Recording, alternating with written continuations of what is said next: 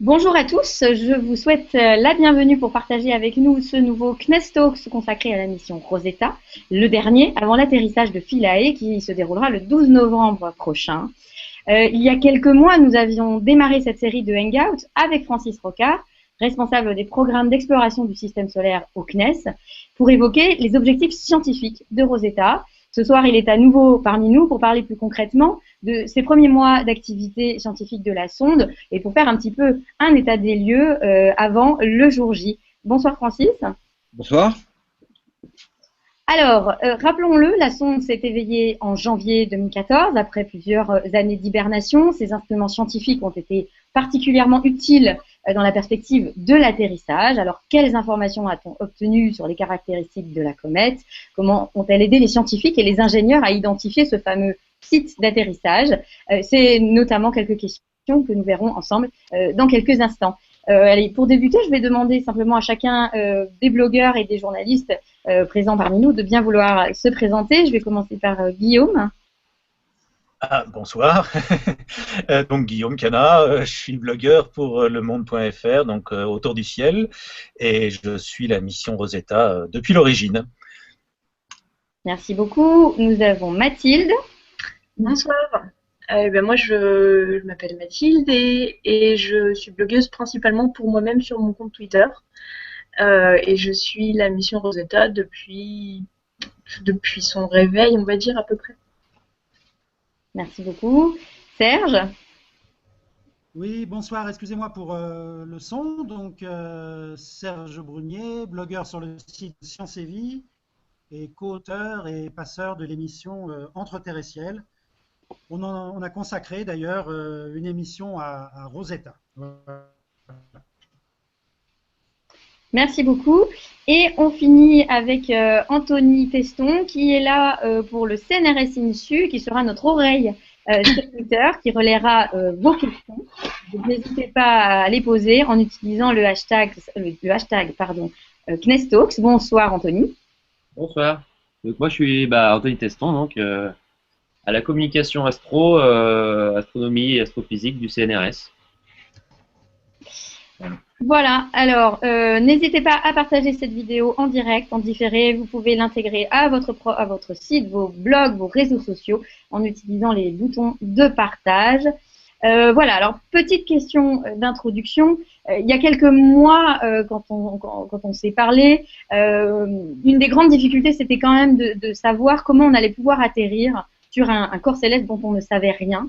Alors aujourd'hui, après quand même plusieurs mois, avoir cartographié, analysé les environnements de la comète Churyumov-Gerasimenko, est-ce que, Francis, on est en quelque sorte, et en quelques mots, avant qu'on rentre dans le détail, est-ce qu'on est rassuré? Oui et non. Je dirais que cette comète a été une grosse surprise. On n'en connaît que 5 noyaux cométaires, donc on ne connaît pas beaucoup, on a du mal à faire de la zoologie, mais on a découvert une comète bilobée. Ça a été une énorme surprise. Surtout, Hartley 2, c'est 2 morceaux et une zone un peu étroite au milieu. Là, c'était pire que ça, je dirais. Et en plus, ça nous aide pas beaucoup pour la trajectoire, hein, pour la descente. Et en plus, la surface s'est avérée quand même extrêmement complexe, extrêmement chahutée et pas aussi lisse qu'on l'aurait aimé. Donc, néanmoins, on fait avec. Philae a été fabriqué. Le design, comme on dit, date des années 90. Donc, on a cet engin qui est à bord de Rosetta et qu'on va devoir poser sur la comète. Donc, on a fait en sorte de trouver l'endroit le plus propice pour se poser. Donc là, je vous ai projeté une petite image de ce fameux noyau de la comète, donc bilobé, comme disait Francis. On y reviendra, je pense, tout à l'heure sur les caractéristiques un petit peu du terrain. Mathilde, une première question. Il faut que je retrouve mes questions. Moi, j'ai lu un peu partout sur Internet que la comète sentait pas bon. Alors, je voulais savoir si c'était vrai. Et, et je voulais savoir si elle s'approchait de la Terre, si on pouvait la sentir. On pourrait la sentir, pardon. Alors, oui, oui, la comète pue, elle sent mauvais, elle sent l'œuf pourri, ça c'est H2S, c'est l'hydrogène sulfuré, elle sent l'ammoniac, c'est, paraît-il, une odeur d'écurie, elle sent une odeur suffocante, le formaldéhyde. Bon, tout ça, ce sont des molécules un peu exotiques qu'on a trouvées dans la comète. Il ne faut pas croire que c'est la première fois qu'on les trouve, hein. Euh, Néanmoins, pour sentir réellement la comète, il faudrait prélever du gaz et puis ramener ce gaz sur Terre et puis voilà, le mettre dans un flacon et le renifler. Mais si on reniflait ce gaz, certainement que ça sentirait très mauvais. Ça, il n'y a pas de problème. Après, ces découvertes de molécules ne sont pas totalement surprenantes. On a aujourd'hui, on doit avoisiner la trentaine de molécules découvertes dans les comètes, avec des abondances variables d'une comète à l'autre. La plus abondante est toujours H2O. Ça, c'est une règle d'or. H2O est le composé volatile le plus abondant, c'est-à-dire celui qui passe en phase gazeuse. Hein, je ne parle pas des réfractaires. Et après, par contre, ça peut varier beaucoup. Les molécules les plus lourdes étant bien évidemment les moins abondantes. Là, je dirais que ce qui est assez surprenant, c'est le fait qu'on a pas mal de soufre. Il y a plusieurs molécules soufrées qui ont été détectées. Voilà, donc ça fait partie de la géologie de cette comète. Ce qu'on peut dire également, puisqu'on est dans le gaz, c'est que il y a eu des mesures faites par Virtis. Alors, bon, c'est un peu gênant de parler des résultats scientifiques parce que ces résultats sont en cours de publication. Donc, normalement, voilà, normalement, on ne devrait pas en parler. Néanmoins, je vais quand même dire certaines choses qui, à mon avis, ne va pas poser problème. C'est qu'on a, d'une part, et ça a été vu dans Hartley 2, pour ceux qui s'en souviennent, on a un dégazage totalement anisotrope du CO2 par rapport à H2O. C'est, je crois, Miro qui a fait cette mesure. Et en gros, la partie qui est sous le corps de la comète, il y a la tête, il y a le corps, il y a la partie sous celle qu'on voit le moins souvent, d'ailleurs, qui est souvent assez plate. Et vous allez me poser la question, mais pourquoi on n'attirait pas là? Je vous répondrai. Eh bien, cette partie-là a un dégazage le plus important en CO2 de toute la comète. Par ailleurs, les dégazages et les jets, on les voit bien au niveau du cou. Je rappelle quand même que ce qu'on voit, c'est pas le gaz, hein, c'est les grains qui sont entraînés par le gaz. Le gaz, on ne le verrait pas. Néanmoins, on sait maintenant que à peu près l'intégralité de la comète dégaze. Pas de façon homogène, plus du côté du cou, mais il y a un dégazage à peu près partout. Guillaume? Ah, oui, moi j'aimerais être un petit peu provocateur parce que bon, certes on a vu une comète avec un noyau qui a étonné tout le monde, vraiment extraordinaire, mais en gros, alors peut-être que c'est lié justement à ces histoires d'embargo scientifique dont parlait Francis à l'instant, mais est-ce qu'on a réellement découvert quelque chose pour le moment depuis le 6 août et depuis même ce printemps? Alors, il y a plein de choses que je ne sais pas, parce que les équipes scientifiques veulent publier avant de parler. On l'observe aussi avec les images d'Osiris. Hein, certains ont déploré qu'on avait peu d'images de la comète, surtout au début. Il y avait vraiment une attente très importante au moment de l'approche. Et moi, personnellement, je considère que l'argument de la science ne tient pas. C'est-à-dire que c'est pas pour des arguments scientifiques que l'équipe d'Osiris a bloqué ces images. Enfin, c'était son argument, mais je pense que cet argument ne tient pas. Et par contre, maintenant quand on est à 10 km et qu'on a des images à très haute résolution, je peux comprendre que le PI d'Osiris ne veuille pas montrer toutes ces images immédiatement parce qu'il veut les analyser, faire de la géomorphologie et publier. D'ailleurs, c'est ce qu'il est en train de faire actuellement. Je ne sais pas exactement quand ça va sortir, mais il va sortir un article dans Science dans lequel il aura mis des belles images de la comète. Alors, est-ce qu'on a appris des choses nouvelles? bon, encore une fois, beaucoup de choses ne sont pas connues à l'heure où on parle, sauf à l'intérieur des équipes scientifiques avec mission de ne pas en parler à l'extérieur. Mais ça, c'est un fonctionnement normal, hein, il ne faut pas trop s'en offusquer. C'est beaucoup comme ça que les gens travaillent. Peut-être exception faite des images, bon, ça, c'est tout un débat. Maintenant, je pense qu'on va observer, il ne faut pas oublier que Rosetta, son objectif numéro 1, c'est l'étude de l'émergence de l'activité de la comète depuis une longue distance, on est à 3 AU, jusqu'au passage au périhélie, et ensuite on pourra avoir la partie décroissante. Pourquoi? Parce qu'on sait que l'activité de la comète n'est pas qualitativement la même, quantitativement bien sûr, mais qualitativement non plus, à longue distance, à 3 AU et au-delà. Bon, au-delà on ne l'aura pas, mais 3 AU déjà, et plus près du Soleil, tout simplement parce que H2O est plus réfractaire que notamment le CO, et donc à très, très grande distance, on doit observer des gaz beaucoup plus volatiles. Bon, il se trouve que, à ma connaissance, le CO a été trouvé, mais je suis pas sûr que... oui, le CO a été, monoxyde de carbone a été détecté par Rosina.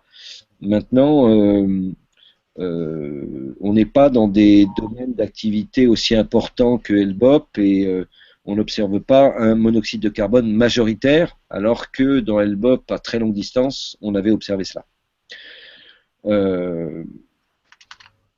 Alors, du coup, Serge avait justement des questions sur l'activité de la comète, pour continuer sur ce thème. Oui, Francis, la comète est active. Est-ce qu'on s'attendait à ce qu'elle soit aussi active à une telle distance du Soleil? Je crois qu'on est tout à fait dans les prévisions. Oui, la comète est active, elle n'est pas énormément, je crois qu'on était à 1/3 de litre d'eau par seconde au tout début quand on est arrivé. Assez rapidement, on est passé à 1 litre d'eau par seconde. Voilà, donc, et par contre, on a également observé quelque chose auquel on s'attend, d'ailleurs c'est tout l'intérêt de cette phase d'escorte, c'est de voir les sursauts d'activité. Et on a observé un sursaut d'activité de la comète qui a été vu. Alors l'analyse détaillée est en cours et elle n'est pas publiée en termes quantitatifs, mais voilà. Donc il y a des courbes où on voit un pic d'activité qui est apparu et la comète est redevenue calme après. Alors maintenant, on peut parler par exemple de l'activité prépondérante au niveau du cou.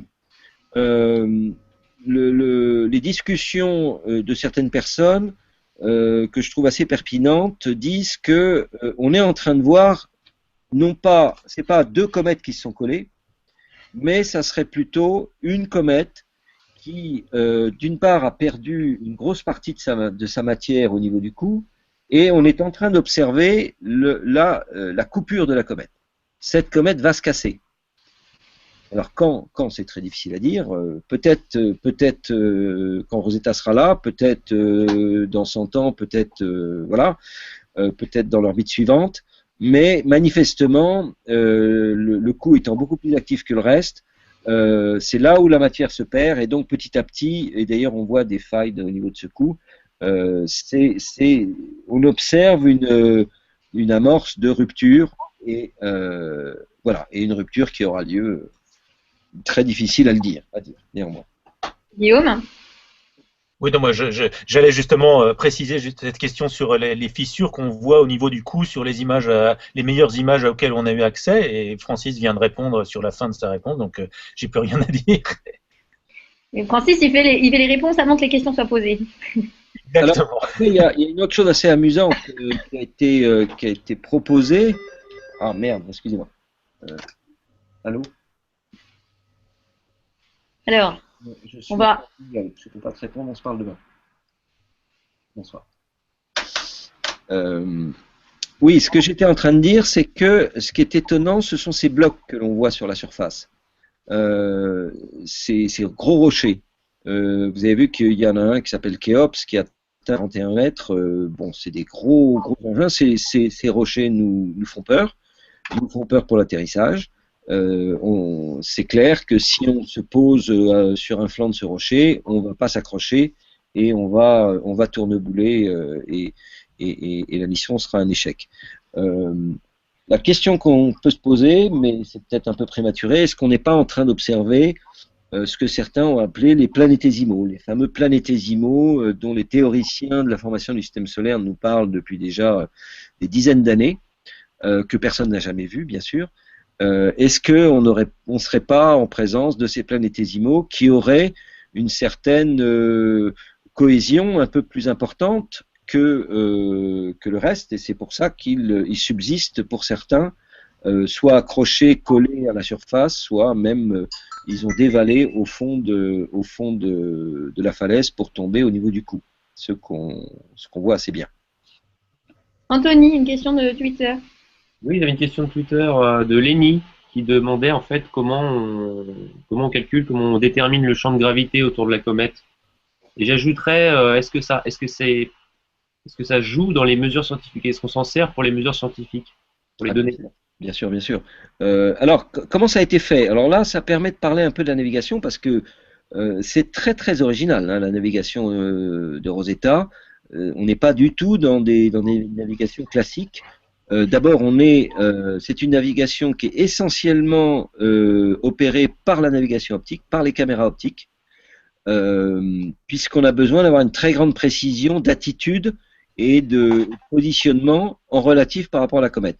Alors, vous vous souvenez de ces superbes triangles en forme de spirale quand on s'est approché de la comète, et en fait, les côtés du triangle ont été utilisés pour notamment l'écart par rapport à une droite, et cet écart par rapport à la droite était dû à la gravité de la comète. C'est-à-dire que là où normalement la balistique nous donnait une droite, eh bien, comme on avait la comète qui était en dessous, eh bien, la courbe était un léger arc, et la mesure de cet arc était une mesure de l'attraction gravitationnelle par la comète.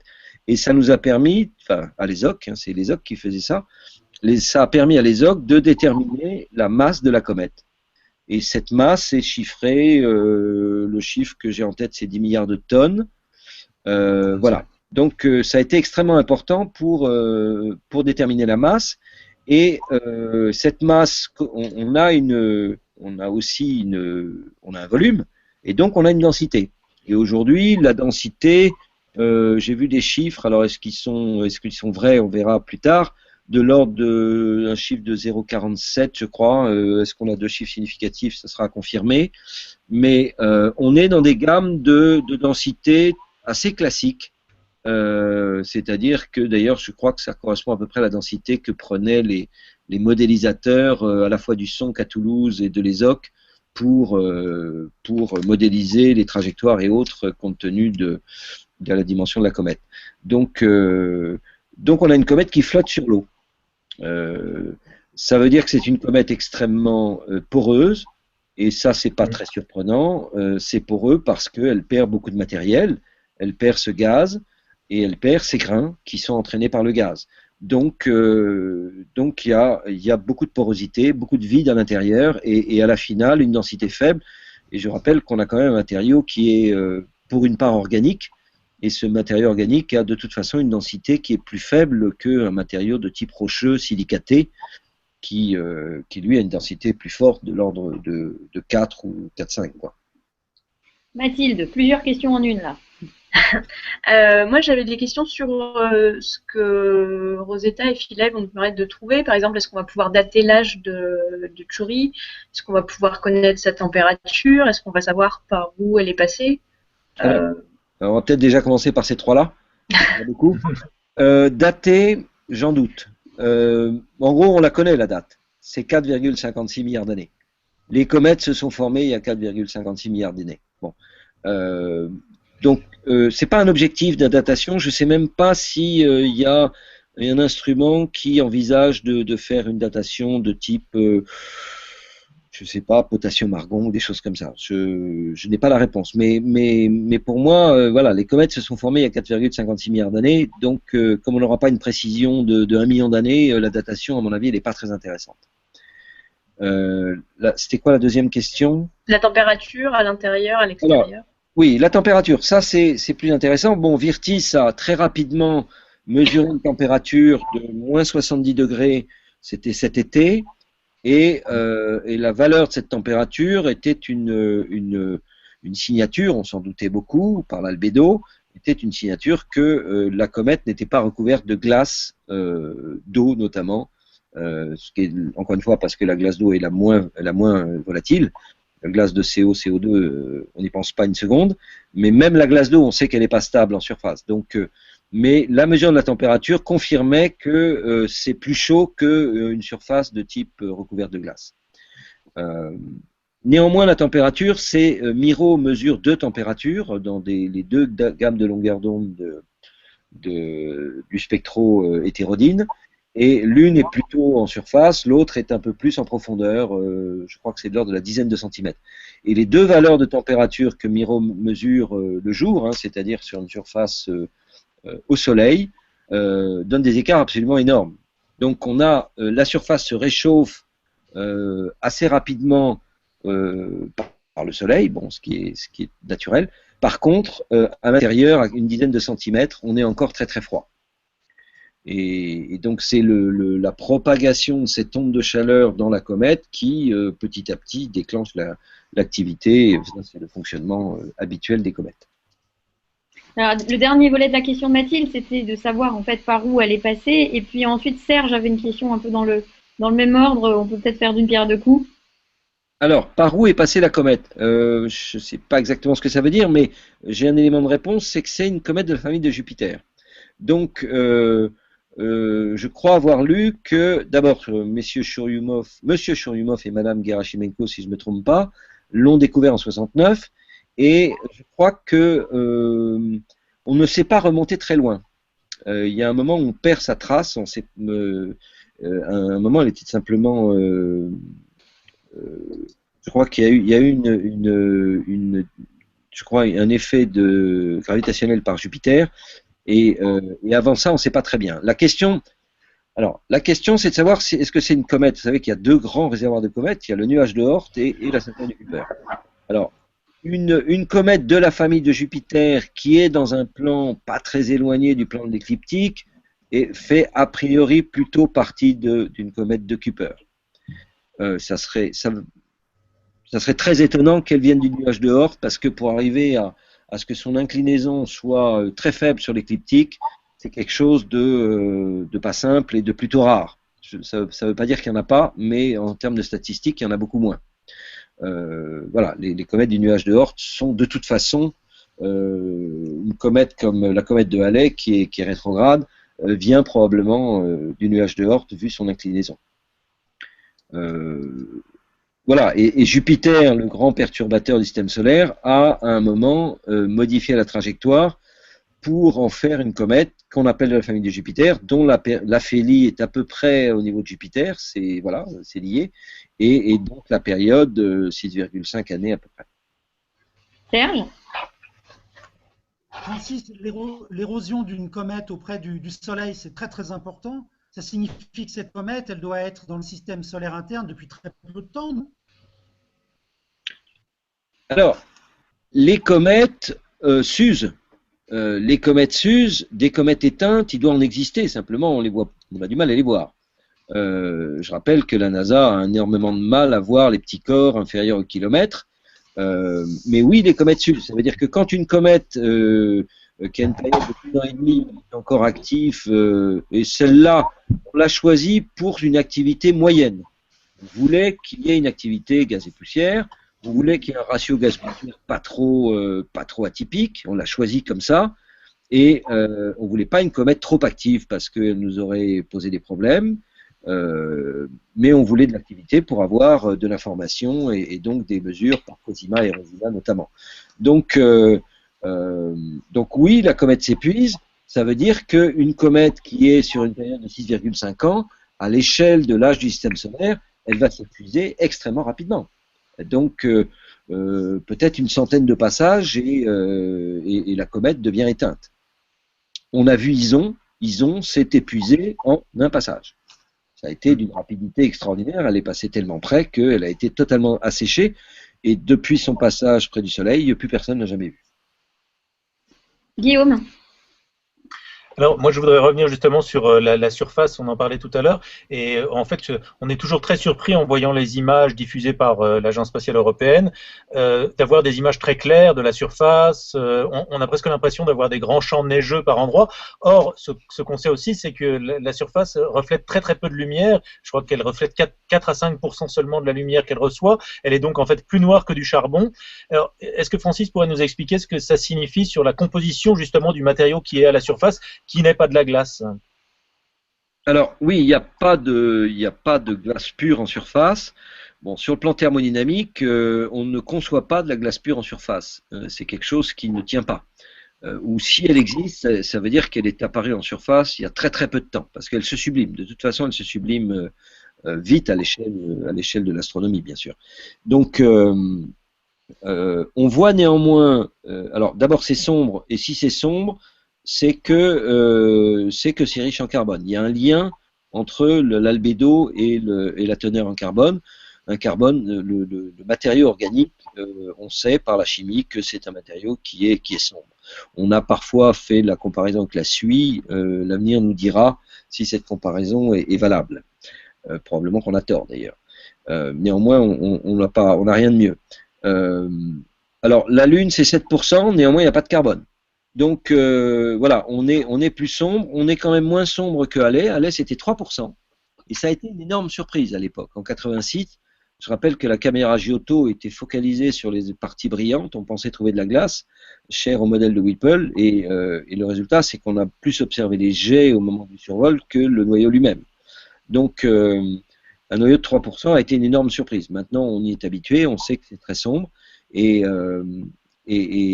alors on voit des variations de teintes qui sont assez étonnantes quand on fait un peu du traitement sur ces images, certaines personnes l'ont fait, on a l'impression qu'il y a des zones blanches et des zones plus sombres, en fait tout ça est dans des tons très sombres en général. Ça veut peut-être dire qu'il y a un peu plus de matériaux moins organiques dans les zones blanches, tout ça est à confirmer avec Rosetta et Philae notamment. Mathilde avait une question par rapport à la porosité dans la perspective de l'atterrissage. Oui, je me demandais si le fait que la comète soit poreuse, ça risquait pas de poser des problèmes au moment de l'atterrissage, notamment pour la stabilité.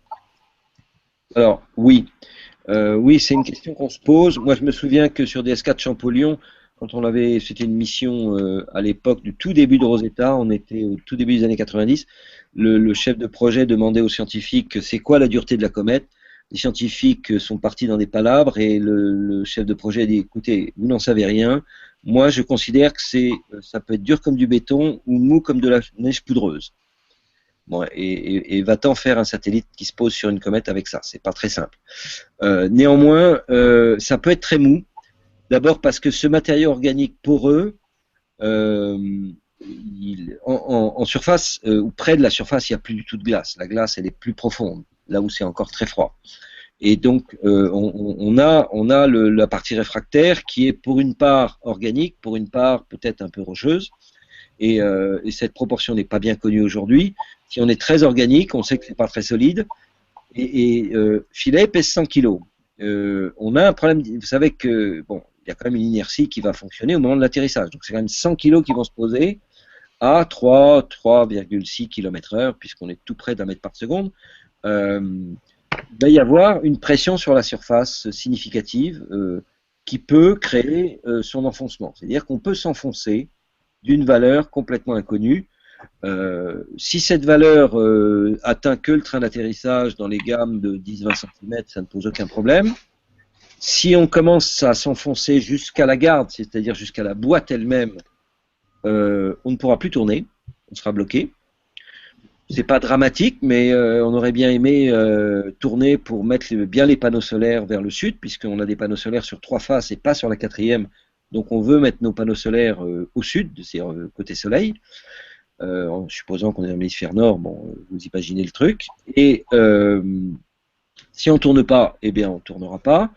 Et par contre, si on est enfoui jusqu'au ras de la surface, on ne pourra pas déployer MUPUS, on pourra APXS, il va buter tout de suite. Enfin bon, il y a des tas d'expériences qui vont. Les antennes de concert qui étaient déployées vont se retrouver repliées. Enfin bon, on va être dans des conditions complètement pas du tout nominales pour beaucoup d'instruments. On va peut-être pouvoir driller, on verra.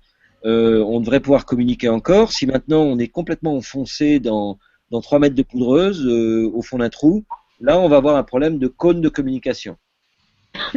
Et ça pourrait être, si on n'a pas de signal à l'atterrissage, une des raisons, ça serait d'être complètement enfoui dans un cône, ou même pas dans un cône d'ailleurs, dans un trou. Et à ce moment-là, il faudrait que Rosetta soit exactement à la verticale du trou pour que la communication puisse se faire. Et donc ça sera probablement une stratégie d'action si on n'a pas de signal de Philae pendant les quelques jours qui vont avoir lieu après, les fameux 60 heures sur pile.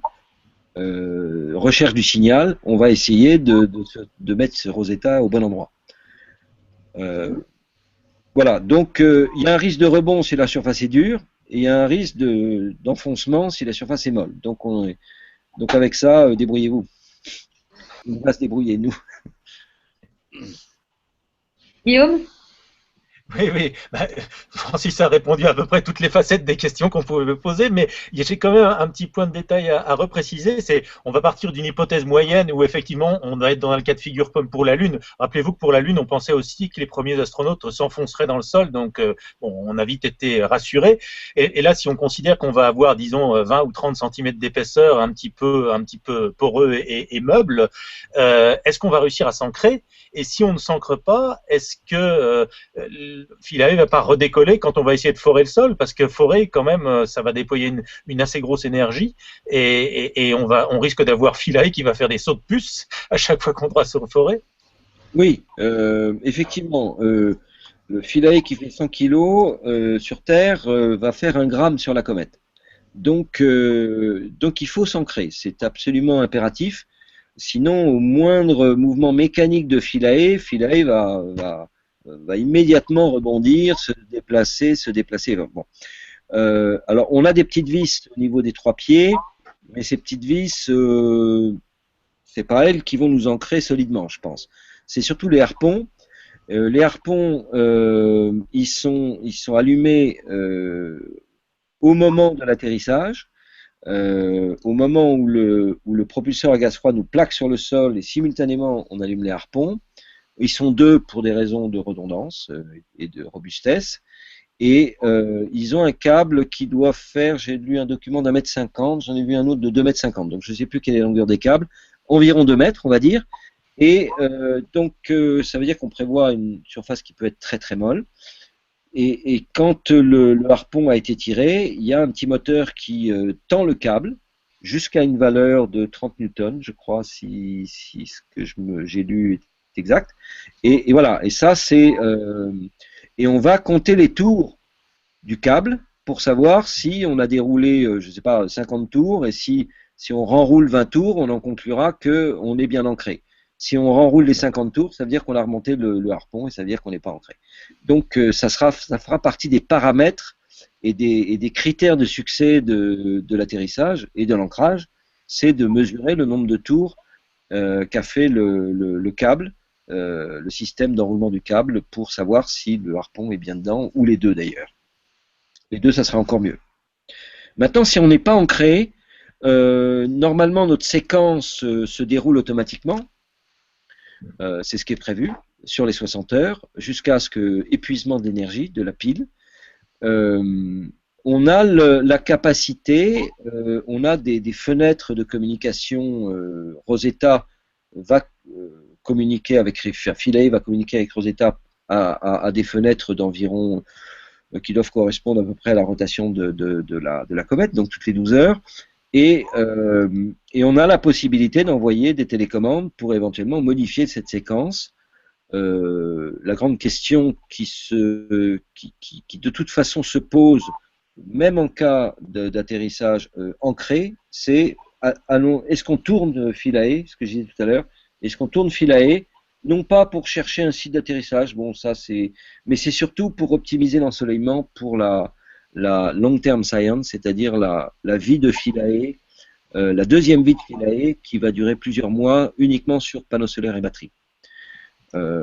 Après, donc si on n'est pas ancré, on va peut-être être amené à modifier la planification, ce qui est un cauchemar. Alors là, je vous le dis tout de suite, vu la façon dont nos amis allemands travaillent et la façon dont ils ont besoin de tester impérativement tout ce qui se passe sur Philae sur un grand reference model, c'est-à-dire un modèle au sol, au laboratoire, à Cologne. Voilà, la perspective de changer les séquences va pas du tout leur faire plaisir, mais ça sera à mon avis une nécessité, notamment à cause de ce problème de forage qui pourrait soulever Philae. Donc il va falloir beaucoup réfléchir et voir quelles modifications on fait au cyclographe. Serge. Francis, en 2004, la sonde Stardust a ramené des échantillons sur Terre de la comète Wild 2. Alors, est-ce que c'est plus intéressant d'aller étudier la comète sur place ou de ramener la comète sur Terre? Alors, bon, les deux sont intéressants. Les deux sont intéressants. Un retour d'échantillon, je ne vais pas désavouer 20 ans de revendication des planétologues français, européens et américains qui veulent ramener des échantillons de Mars depuis 30 ans au moins. Et je pense que ça se fera, même si c'est très compliqué. Je rappelle que Rosetta, c'était Comet Nucleus Sample Return au tout début. Donc au tout début, il avait été envisagé le retour d'échantillon, c'était une mission ESA-NASA.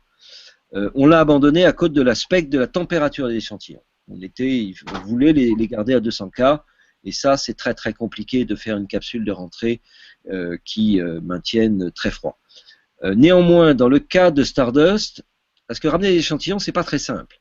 Et dans le cas de Stardust, ils ont utilisé un matériau que nous n'avions pas d'ailleurs, c'est cette fameuse mousse à très très faible densité, qui avait pour objectif de freiner les grains sur quelques centimètres, donc dans l'épaisseur de cette mousse. Et c'était un matériau révolutionnaire qui permettait de faire la mission. Néanmoins, le résultat de la collecte, c'est que elle a été extrêmement violente, extrêmement brutale. Et les grains, beaucoup de grains ont explosé totalement, et seule la partie la plus réfractaire, c'est-à-dire silicatée, s'est retrouvée parfois au bout de la trajectoire de quelques centimètres dans la mousse, ce qu'on voit bien sur des images que vous avez vues probablement, mais tout le reste est réparti dans un mélange de silicium, parce que cette mousse est à base de silicium, et finalement on a perdu énormément de la partie la plus organique et la plus fragile. Je vais vous donner un autre exemple d'ailleurs à ce sujet, avec Stardust. C'est-à-dire que finalement ça n'a pas été si génial que ça, Stardust. Le grand résultat de Stardust, c'est on a trouvé beaucoup de matière silicatée, ça a été une surprise, et beaucoup de gens sont arrivés à la conclusion que on a sous-estimé la turbulence dans la formation du système solaire. C'est-à-dire que cette matière silicatée qui ne pouvait se former que près du Soleil, on la retrouve dans des comètes qui bien évidemment sont formées très loin du Soleil, donc ça a beaucoup turbulé. Et ça, c'est quelque chose qui a été sous-estimé. L'autre exemple sur la matière organique fragile, c'est ce que Cosima a fait. Cosima, vous savez, collecte des grains sur une surface très petite, de l'ordre de 2-3 cm². On a Cosiscope, c'est une caméra qui regarde où sont les grains pour les localiser et pour ensuite tirer au canon à ion sur le grain pour ioniser les atomes des grains et faire de la spectrométrie de masse en temps de vol. C'est ça Cosima. C'est Puma et Pia sur Vega et Giotto. Simplement sur Vega et Giotto, on est arrivé à 70 km par seconde, donc le grain se volatilisait tout de suite. Il y avait juste un champ électrique et un temps de vol direct. C'était beaucoup plus simple. Là, il va falloir tirer au canon à ion. Ils ont fait un test. Ils ont tiré, ils avaient 2 grains, ils ont tiré sur un grain. Dans la seconde qui a suivi, le grain avait disparu.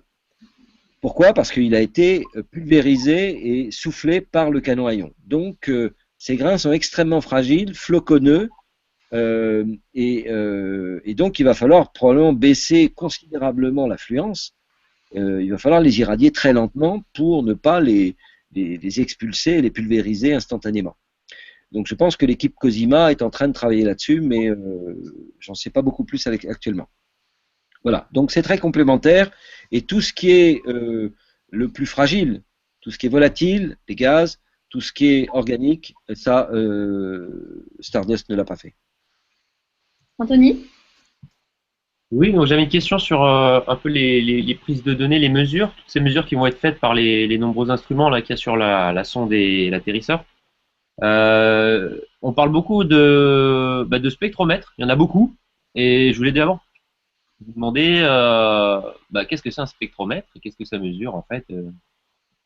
Alors, bon, un spectromètre, c'est un terme générique qui veut dire qu'on disperse quelque chose ça peut être on disperse une lumière dans le visible, dans l'infrarouge, dans l'ultraviolet, mais aussi on peut disperser en masse.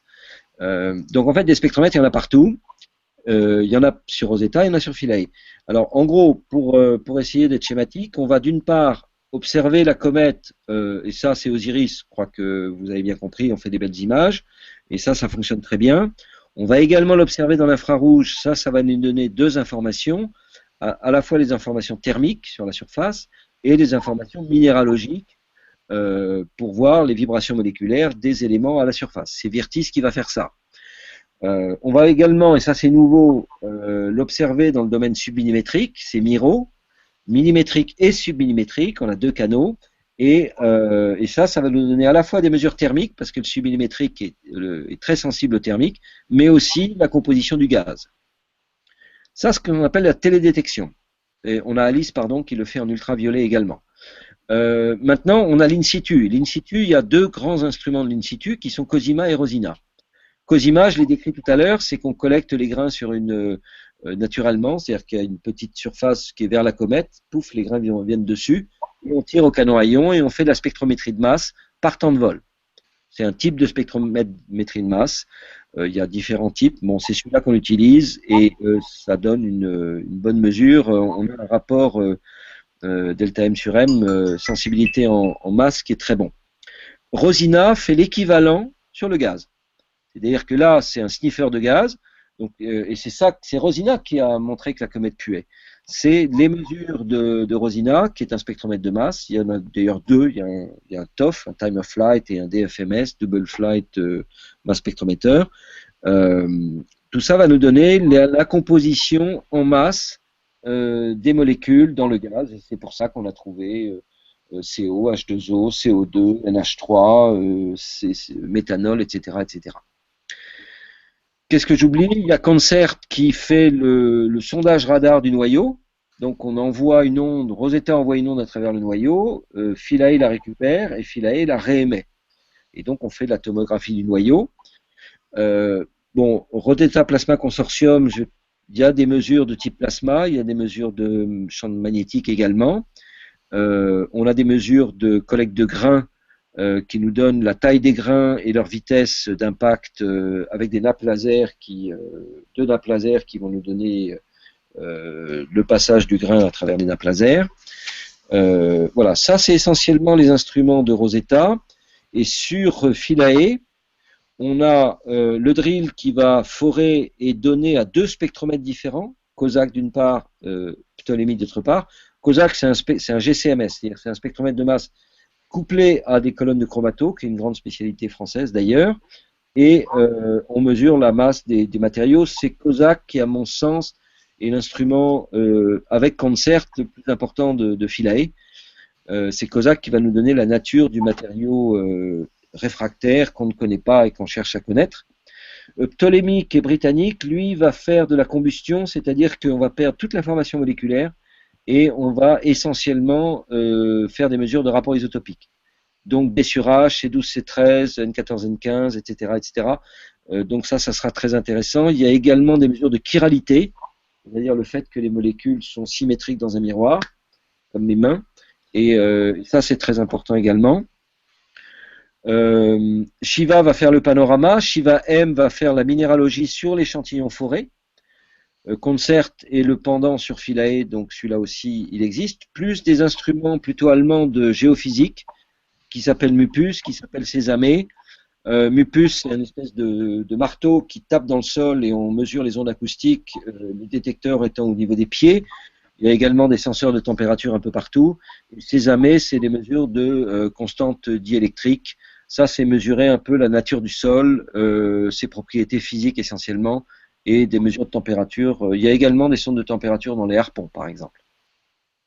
Voilà, j'ai pas oublié, mais il y en a 21 en tout. J'avais une petite question, j'enchaîne hein, sur les données, en fait, une question Twitter de Hardy qui demandait comment toutes ces données sont gérées et renvoyées sur Terre et triées. Alors, toutes les données de Philae passent par Rosetta. Philae ne peut pas communiquer tout seul avec la Terre. Et Rosetta a une grande antenne, on le voit sur beaucoup d'images de la sonde, et cette sonde donc communique à des vitesses de je ne sais plus combien, de l'ordre de 100 kilobits par seconde, aux antennes du DSN de l'ESA. Maintenant, nous avons 3 antennes de 35 mètres à l'ESA, donc on a une couverture en longitude à peu près complète, ce qui est nouveau, et en plus, pour la phase d'atterrissage de Philae, ce qui se pratique assez souvent, c'est un code de bonne conduite. Les agences, la NASA en l'occurrence, acceptent d'aider l'ESA pour la phase d'atterrissage de Philae. C'est pendant qu'on appelle les phases critiques. Il y a une entraide réciproque des antennes sol, mais tout va passer par les antennes 35 mètres. Donc toute l'information arrive à l'ESOC à Darmstadt. Et à l'ESOC, il y a ce qu'on appelle la décommutation. Et tout ce qui va concerner Philae, le véhicule va aller à Cologne, tout ce qui va considérer Philae instrument va aller au SONC, et le SONC va dispatcher à tous les PI des 10 instruments de Philae. Et l'ESOC, de son côté, va dispatcher aux 11 PI des 11 instruments de Rosetta. Voilà, et ensuite, quand les données sont arrivées dans les équipes, bon ben là, c'est un trou noir pour l'instant, les équipes dépouillent, publient, et puis quand ils ont publié, ils nous en parlent. On a pas mal de questions, on va enchaîner sur ce thème-là, sur le choix quand même du site d'atterrissage, dont on a assez peu parlé pour l'instant. Alors Guillaume. Ah ben oui, parce que c'est quand même crucial le choix du site d'atterrissage. Je crois que le site finalement retenu était celui qui, dès le début, avait reçu l'assentement des scientifiques et des techniciens parce que c'était manifestement le plus intéressant. En quoi il se distingue des autres sites potentiels? Alors, il y a des critères. Les critères sont techniques et un critère scientifique. Les critères techniques sont assez nombreux. Il y a l'état de planéité de la surface. D'ailleurs, Guillaume, je me suis renseigné, hein, c'est bien des rayons. Donc l'ellipse d'erreur fait bien 900 mètres dans sa grande dimension. Donc ça n'a pas beaucoup varié. Moi j'étais resté à 1 km à peu près. Donc on est... Ah, on m'apporte des chouquettes. Merci pour les chouquettes, je vais même en prendre 2. Et une chouquette bilobée alors. C'est pas du direct. Il y a des témoins. Donc le critère c'est la planéité de la surface. Là on n'a pas beaucoup de chance. Hein. Il faut bien dire que aucun des sites n'est vraiment très très bon. Ben, aucun des sites n'a tous les critères maximum. Ça, c'est ce dont on s'est aperçu rapidement. C'est-à-dire qu'il y a peut-être des sites un peu plus plats que le site J, mais il a d'autres critères qui sont avérés destructifs. Par exemple, le site A, qui était tout à fait passionnant, il était sur le dos on va dire sur le dos du canard, pas loin de l'arrière de sa tête. C'était extraordinaire parce qu'on avait une vue magnifique sur la falaise de la tête. Là, c'est l'ESOC qui nous a dit ça, vous allez tout de suite mettre une croix dessus. Il est impensable de se poser là-dessus parce qu'on n'aura jamais la connaissance du champ de gravité dans cette zone complexe. Donc, il est éliminé d'entrée de jeu. On vous interdit de le considérer, on ne pourra jamais y aller. Après, vous avez le critère du nombre de rochers. Ce nombre de rochers dans cette ellipse qui fait un peu moins d'1 km², se chiffre par centaines. À la résolution de 2 mètres qu'on avait à l'époque. Hein. Maintenant, on a mieux et j'ai vu un chiffre de 1500. Bon, je ne sais pas ce que veut dire ce chiffre, mais à l'époque, on avait 93 rochers sur le site J et certains montaient à des chiffres plus importants de l'ordre de 250. Néanmoins, en surface, le site B avait 329 boulders, comme on dit. Donc celui-là, il a été un petit peu mal vu parce que ça commençait à faire beaucoup. Et le site C, par exemple, n'avait qu'une soixantaine de boulders, alors que le J en a 93. Mais néanmoins, on a retenu J. Autre critère, c'est l'ensoleillement. On veut un bon ensoleillement, mais on ne veut pas un ensoleillement total. On veut 3/4, 1/4, parce qu'on veut un cycle jour-nuit. Ça, c'est pour des raisons scientifiques. On veut voir la variation de température pendant un cycle jour-nuit qui est très, très intéressante. C'est ce que fait Thémis et TESS sur Mars pour voir l'état de la surface. On distingue les parties de rochers denses sur Mars avec des parties très poussiéreuses avec ce genre de mesure.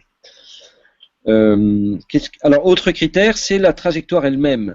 On veut, et ça c'est une spécification de Philae, on veut se poser à pas plus d'1 mètre par seconde parce que vous savez que Philae a été dimensionné pour une comète qui était Virtanen, qui était beaucoup plus petite et donc beaucoup plus légère en masse que Shorey.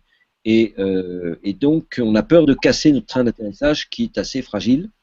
Et donc les modèles montrent qu'on ne veut pas atterrir à plus de 1 mètre par seconde. Donc ça a été une spec et toutes les trajectoires nous donnent 1 mètre par seconde. Après, on pensait atterrir avec on a la possibilité d'atterrir avec des vitesses de descente rapides de l'ordre de 3 heures et on a la possibilité de descendre à vitesse lente 7 heures. Pourquoi cette différence? Parce que soit on utilise le mécanisme de largage à grande vitesse. On a deux mécanismes de largage. On a l'ajustable et le nominal.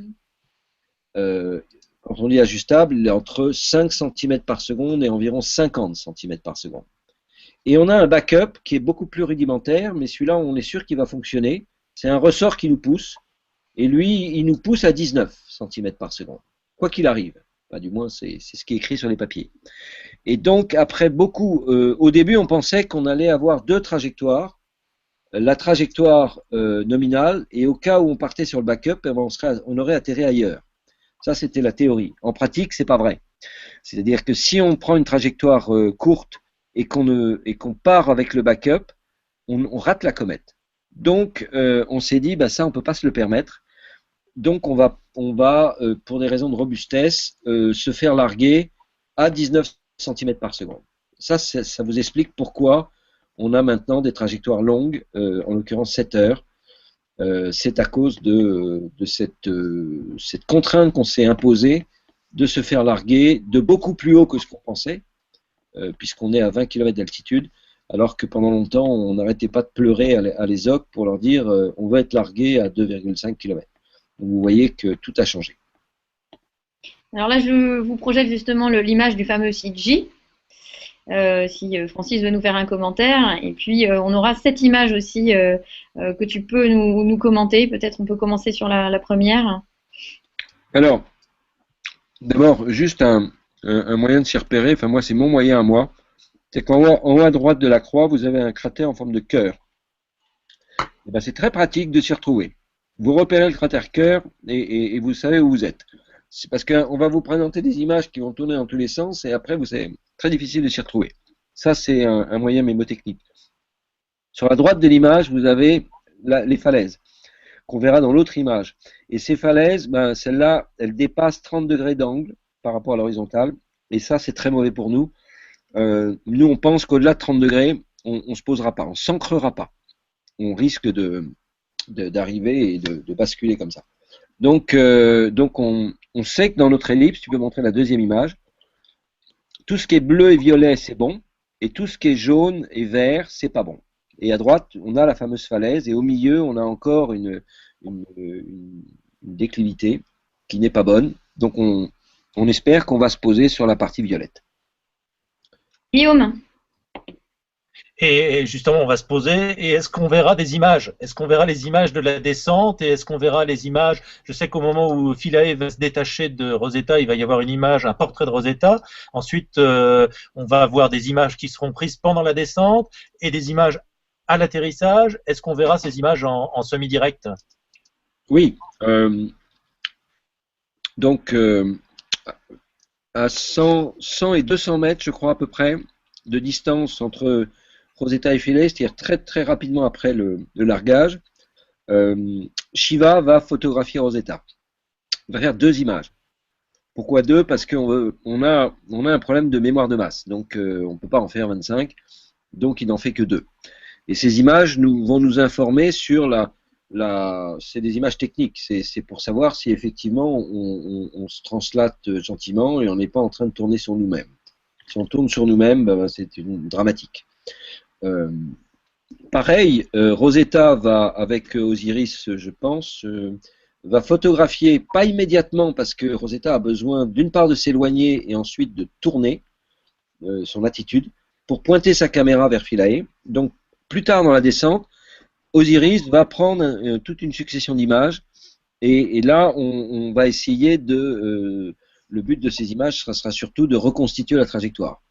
Et donc, si on n'a pas de signal à l'atterrissage, on va commencer à regarder ces images, voir si d'une part, il ne tourne pas sur lui-même. Alors, ce que j'ai pas dit, mais ça a été dit par Godon, c'est que vous savez qu'on a une roue à inertie qui nous maintient l'axe principal de Philae.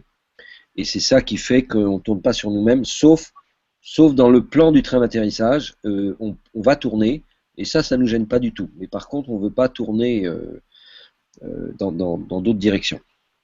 Après, dans la phase finale, peut-être la dernière heure, c'est Rollis qui va faire quelques images du site en caméra de descente, et donc photographier le site avec une résolution qui va s'améliorer au fur et à mesure où on descend. Et ensuite, 5 minutes après l'atterrissage, c'est Shiva qui va faire le panorama des 7 caméras, 6 plus 1 pour la stéréo.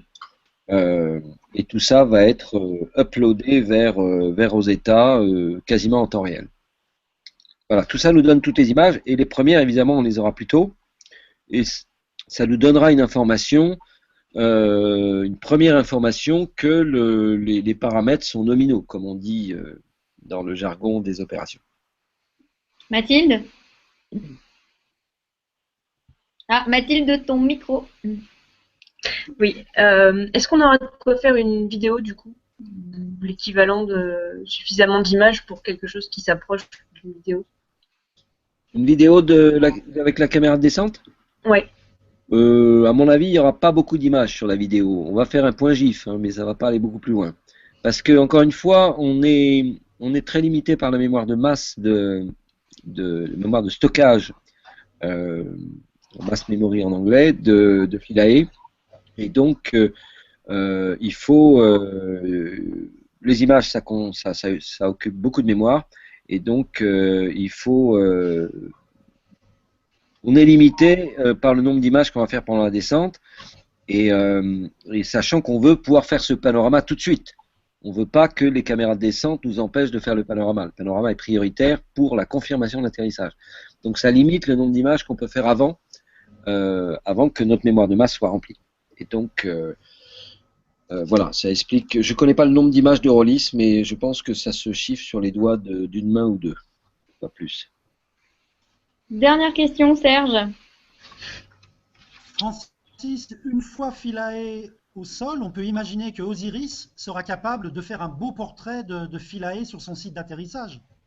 Alors, on pouvait l'imaginer, mais Osiris Rosetta est descendu à 10 km et malheureusement, il n'y retournera plus jamais. Ah. Sauf peut-être quand on sera à nouveau à 3 AU après le Périhélie à l'été 2016. Là, on pourra se permettre de redescendre à 10 km parce que la comète va être active et que les OC refusent de descendre si proche. Donc, on va avoir beaucoup de mal avec Osiris de voir Philae. À 10 km, on avait, je crois, une quinzaine de centimètres par pixel, ça aurait été bien. Alors, si on est dans un mode non nominal où Philae ne répond pas, on pourrait demander à Rosetta de faire un survol ras-caillou pour prendre des photos au moment du passage à basse altitude. Ça, je pense que les OC l'autorisera. Mais voilà, mais c'est pas, on n'est pas dans le nominal. Là. Bien, on arrive à la fin de cette rencontre. Alors, on a parlé du site d'atterrissage qu'on a appelé jusque-là le site J, mais ce site maintenant a un nom. Vous vous souvenez que l'ESA avait organisé un concours pour nommer ce site d'atterrissage. On connaît aujourd'hui le nom de ce site, c'est Adjilkia, du nom d'une île en Égypte où les ruines antiques de l'île de Philae ont été déplacées suite à la construction du barrage d'Assouan dans les années 70, et il se trouve que le vainqueur de ce concours, c'est un Français. Il s'appelle Alexandre Brouste, il a 33 ans et maître de conférence en mathématiques à l'Université du Mans. Donc bravo à lui. Et puis, ben, il nous reste à vous remercier à tous pour votre présence. Merci Francis d'avoir pris le temps de répondre à nos questions. Merci à tous les participants qui ont passé cette heure avec nous. Merci à Anthony qui a relayé les questions des internautes sur Twitter. Et bien sûr, merci aux internautes qui nous ont regardés en direct et qui ont interagi. Alors, le prochain rendez-vous, évidemment, ce n'est plus d'un hangout, c'est l'atterrissage lui-même, celui dont on parle maintenant depuis plusieurs mois. Ce sera à suivre mercredi 12 novembre à partir de 15h30, donc en direct sur notre site et en multicaméra. Donc on vous montrera ce qui se passe sur les différents sites qui sont mobilisés en Europe, en Allemagne, à Darmstadt, et évidemment à Toulouse, au SONC. Donc rendez-vous sur CNES.fr jusqu'au panorama d'images, on l'espère, le soir à partir de 15h30. Et un événement qui sera aussi évidemment à suivre sur Twitter avec le mot-clé Pose-toi Philae. Voilà. En attendant, vous pouvez revoir l'intégralité de cette rencontre sur Google+, et sur YouTube. Bonsoir, merci à tous et surtout, restez connectés. Bonsoir.